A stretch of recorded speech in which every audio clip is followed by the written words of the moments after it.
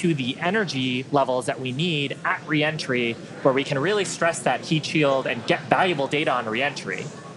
And those calls that we are still on a nominal trajectory here and seeing nominal pressures means that we have a really good shot of hitting our target orbit. Yeah.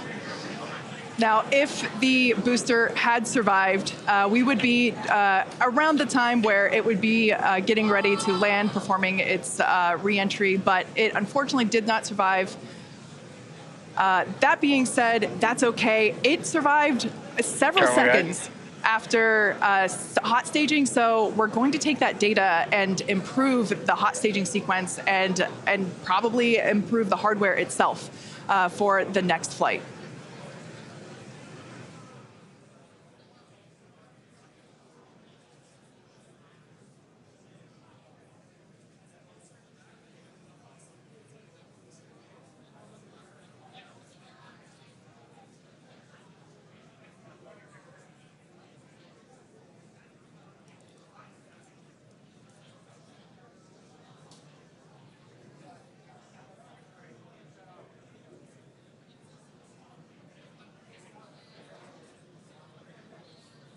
They're standing by for a call out here.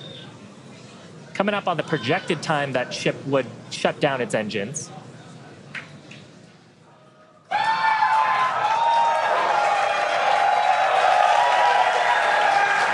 you can tell by the excitement from the crowd here at Mission Control Center in Hawthorne, there's a great view of our Star Command Center. That's our control center at Starbase, Texas. The crowd here, Mission Control Center behind us in Hawthorne. Everyone is super exciting. What a successful day this has been so far.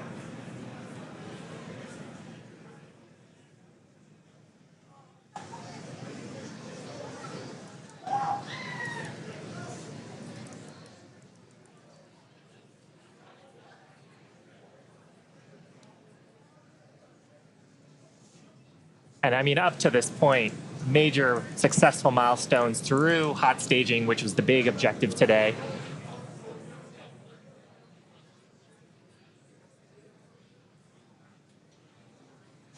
So we are going to head into the coast phase planned for the next about hour and 5 minutes. We'll be returning around the T+1 hour and 15-minute mark.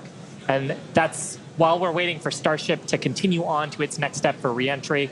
We're not totally sure what video we're going to get, and that video comes normally by overflying ground stations, but we don't have a ton along our flight path. So fingers crossed that we will get some via Starlink on this mission since we're testing that out.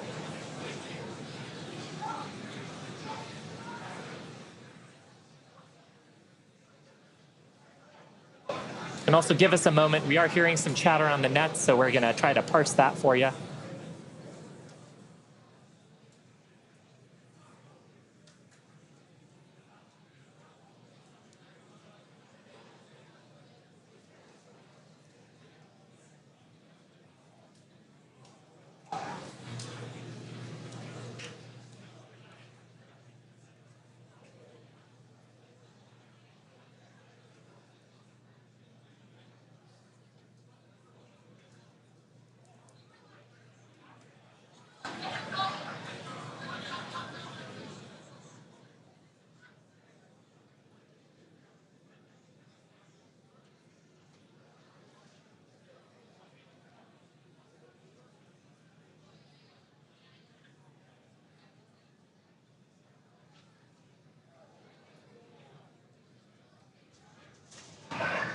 John Innsbrucker back here in Hawthorne at our webcast desk. We have lost the data from the second stage.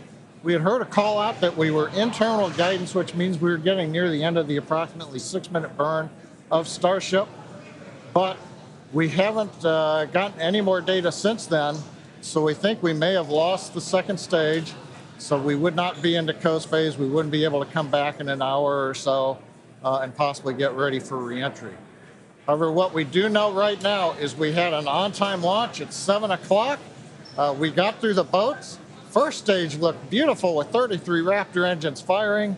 We got the hot staging, you know, the thing that we really wanted to see and impressed. We saw the separation. We saw the flip maneuver. We saw the light up of the 6 Raptor engines on Starship, and it headed away. Everything really looked good. But what we do believe right now is that the automated flight termination system on second stage appears to have triggered very late in the burn as we were headed downrange out over the Gulf of Mexico. But the real topping on the cake today, that successful liftoff, Kate, Shiva, the hot staging is just beautiful. Exactly what we were looking for. Yeah, ultimately, honestly, such an incredibly successful day. Even though we did have a RUD, or a rapid unscheduled disassembly, of both the Super Heavy booster and the ship, that's great. We got so much data, and that will all help us to improve for our next flight. Of course, and that's why we flight test, and you can bet that there's going to be more to come. So we really do want to thank you all for joining us. Of course, we want to thank the people of Cameron County. We want to thank all the federal agencies that have supported us for our test. And of course, a huge congratulations to the entire SpaceX team on getting through this flight test today. And I think with that, we're going to sign off from here in Hawthorne. Thanks so much for tuning in, and we'll see you next time.